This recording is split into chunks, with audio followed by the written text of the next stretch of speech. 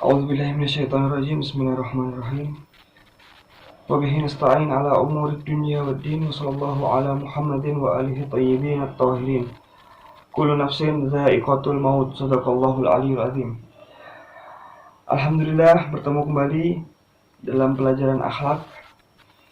Sebelumnya Al-Fakir sampaikan Allahu ujurana wa ujurakum bi musibati Abi Abdillah Al-Husain.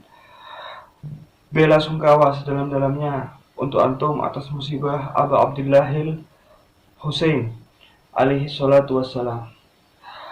Ayuhat thalabah, semoga antum semua dalam keadaan sehat walafiat dan diberikan hidayah dan taufik minallah untuk selalu semangat dalam mengikuti pelajaran-pelajaran daring ini. Naam, jika kita mengingat pelajaran-pelajaran yang telah lalu, kita katakan perjalanan menuju Allah Subhanahu wa taala butuh pintu. Pintunya itu apa? Al-ilmu. Lalu kemudian kita butuh langkah pertama, khutwatul ula. Apa itu? Taubat. Taubat itu merupakan langkah pertama. Setelah orang manusia mulai berjalan menuju Tuhan, apakah tanpa hambatan? Apakah jalannya itu seperti jalan tol tanpa hambatan? Malah kebalikannya. Orang yang berjalan menuju Allah pasti akan amat sangat banyak hambatannya. Amat sangat banyak hambatannya. Kita bisa gabungkan yang paling besarnya menjadi 4. Yang pertama ad-dunya. Yang kedua al-khalqu atau manusia. Yang ketiga yaitu syaitan, dan yang keempat hawa nafsu. Yang keempat hawa nafsu. Semuanya ini disebut penghalang. Bahasa Arabnya kita sebut al-awaik. Al-awaik. Al-awaik ini jamak dari aik yang artinya penghalang atau hambatan. Jamaknya adalah awaik, yaitu hambatan-hambatan. 4 yang besar. Kita bahas dari yang pertama, yaitu ad-dunya. Dunia ini apa asal kata bahasanya? Dari kata dana yadnum, artinya rendah. Kebalikannya ala ya'lu, yang artinya tinggi. Maka dari itu Allah sering menyebut kebalikan dunia dengan kata al-ula, yaitu artinya akhirat yang tinggi. Sedangkan dunia ad-dunya, yaitu yang rendah.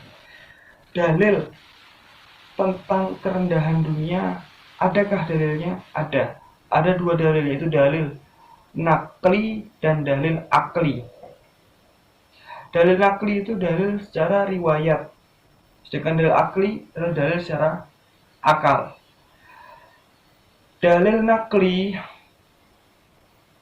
kita akan sebut pertama dari Rasul sallallahu alaihi wasallam. Qala Rasulullah sallallahu alaihi wasallam, hubbud dunya ra'su kulli khati'ah. Cinta dunia itu adalah pokok puncak dari segala kesalahan, kata Rasul. Itu satu. Kedua, dari Imam Ali bin Abi Thalib alaihi salatu wassalam, beliau pernah bersabda, beliau pernah menangis di sumur yang tidak ada seorang pun yang melihat. Lalu kemudian beliau mengatakan kepada dunia, ya dunia, ghurri ghairi. Wahai dunia, tipulah selainku, jangan kau tipu aku, tipulah selainku. Fa inni qad talaqtuki thalathah la raj'ata fiha. Karena aku telah mentalakmu, berpisah denganmu 3 kali, mentalakmu 3, la raj'ata fiha, tidak ada kembalinya lagi, tidak ada rujuk lagi, kata Amirul Mukminin. Yang ketiga dan yang terakhir dari Sayyidatuna Fatimah Az-Zahra alaiha salatu wassalam. Beliau pernah bersabda, la uhibbu min dunyakum illa thalatha. Aku tidak mencintai dari dunia kalian kecuali 3. Pertama, an-nazar ila wajhi abi Rasulullah, melihat pada wajah ayahku Rasulullah. Kedua, sedekah fi sabilillah, bersedekah dari jalan Allah. Yang ketiga, tilawatu kitabillah, membaca kitab Allah. Cuma 3 yang dicintai, berarti selainnya tidak dicintai oleh Sayyidah Zahra. Itu adalah dalil nakli tentang kerendahan dunia menurut para maksumin. Dalil aklinya, secara akalnya, apakah dunia ini rendah? Dalil aklinya, ya, karena sifat dunia ini tiga. Pertama, sur'atu zawaliha, sur'atu fanaiha, qillatu ghinaiha. Kedua, dan yang keempat, kasratu masyakiliha. Pertama itu sur'atu fanaiha, fananya ini cepat. Manusia ini hidup di dunia ini, alam dunia ini adalah alam yang paling cepat dilalui. Jika kita berbicara alam-alam yang lain, ada alam ruh. Alam ruh itu kapan? Dari penciptaan awal ruh, tidak tahu kapan itu sampai kita lahir. Itu berapa lama? Kita tidak tahu. Sangat lama sekali.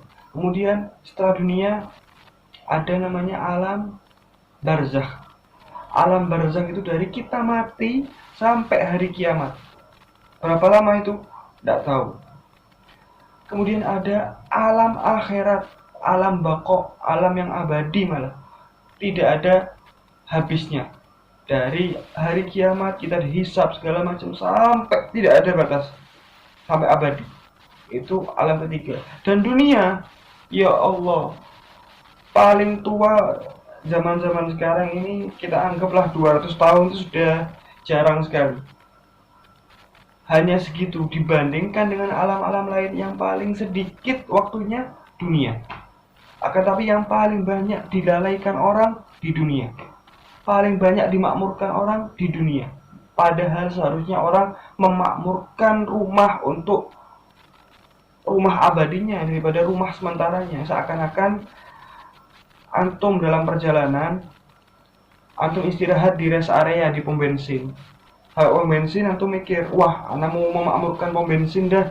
Antum bangun pom bensinnya, antum genahkan pom bensinnya, antum buatkan kamar mandi yang indah, rumah yang indah, kamar-kamar pom bensin ini. Akan tapi rumah antum yang asli antum tidak apa-apakan, malah antum biarkan. Nah ini maka ini disebut orang agak sakit jiwa. Kenapa dia memakmurkan rumah sementaranya, tempat istirahatnya, padahal rumah aslinya tidak diapa-apakan. Ini adalah orang yang itu sifat pertama, yaitu sur'atu fanaiha. Sur'atu fanaiha, cepat fananya. Kedua, qillatu ghinaiha. Kekayaannya itu sedikit. Kita dapat rezeki, jika kita tidak syukuri, itu dianggapnya sedikit, kurang terus. Dan kita bandingkan sekaya siapapun dari kita yang paling kaya, masih ada lagi di atas yang lebih kaya. Bill Gates pun masih ada lagi yang lebih kaya dari Bill Gates. Siapa? Nabiullah Sulaiman. Nabi Sulaiman, beliau pun mengaku bahwasanya ada lagi yang lebih kaya. Artinya dunia ini sekaya apapun antum, sebanyak apapun uangnya, itu masih kecil jika dihadapkan dengan yang tak terbatas Allah Subhanahu wa ta'ala. Qillatu ghinaiha.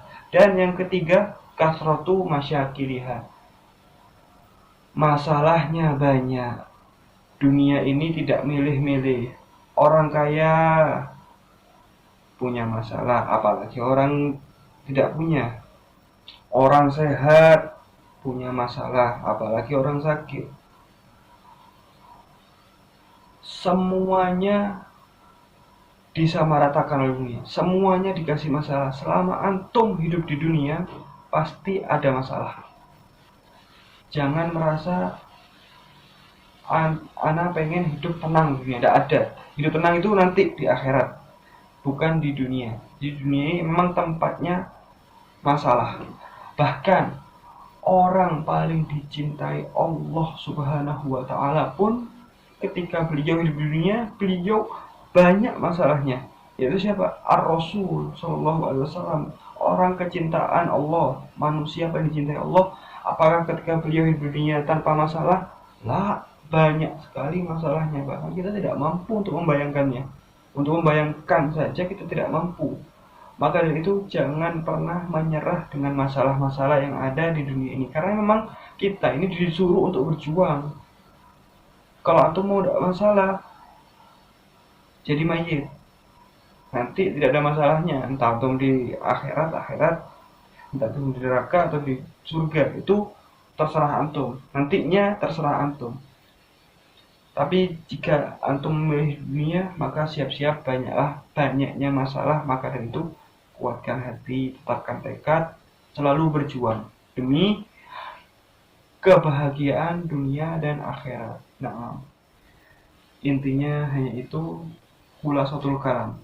Khulasohnya yaitu ringkasannya, dunia ini dari kata dana ya denu yang artinya rendah, dan dalil atas kerendahan dunia ada dua, dalil nakli, dalil riwayat, dan dalil akli, dalil akal. Dalil naklinya tiga tadi, Rasul, Imam Ali, dan Sayyidah Fatimah.